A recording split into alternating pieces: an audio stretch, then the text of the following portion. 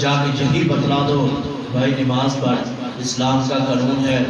اگر کوئی کسی بھی قسم کے شریعت کے قانون کی خلاف ورزی کر رہا ہے، آپ کا کام بتانا ہے، آپ کا کام اس کو ہدایت کے اوپر لے کر کے آنا نہیں ہے۔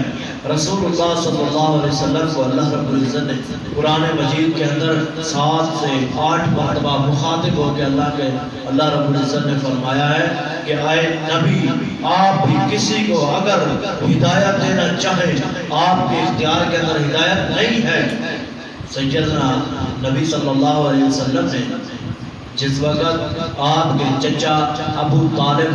فوت ہو رہے تھے، رسول اللہ صلی اللہ علیہ وسلم نے کیا فرمایا تھا؟ میرے کان کے اندر ہی کلمہ پڑھ لو، میرے کان کے اندر کلمہ پڑھ لو۔ انہوں نے انکار کر دیا۔ اسی وقت اللہ رب العزت نے قرآن کا نزول کر دیا کہ اے نبی، آپ کسی کو ہدایت نہیں دے سکتے، ولیکن اللہ یہدی من یشاء الی صراط مستقیم، اللہ جسے چاہے راہ ہدایت کی طرف ہدایت دے سکتا ہے۔ بات کرنے کا مقصد یہ ہے کہ اگر ہم دین کا کام کر رہے ہیں، اگر ہم دین اسلام کی تبلیغ کر رہے ہیں، ہمارے دین اسلام کی تبلیغ کے اوپر چاہے کوئی بات مانے یا نہ مانے، ہم مخلص ہو کے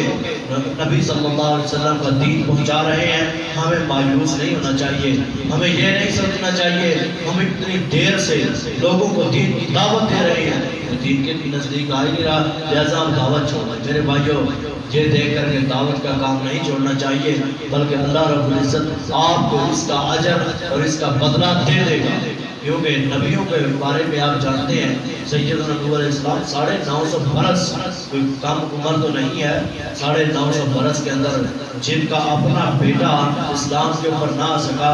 سیدنا نوح علیہ السلام نے اپنے بیٹے کے بارے میں کہا، جس وقت طوفان آئے، موجیں آئی، تندور ابل گیا، پانی زمین سے نکلنے لگ گیا، آسمان سے پانی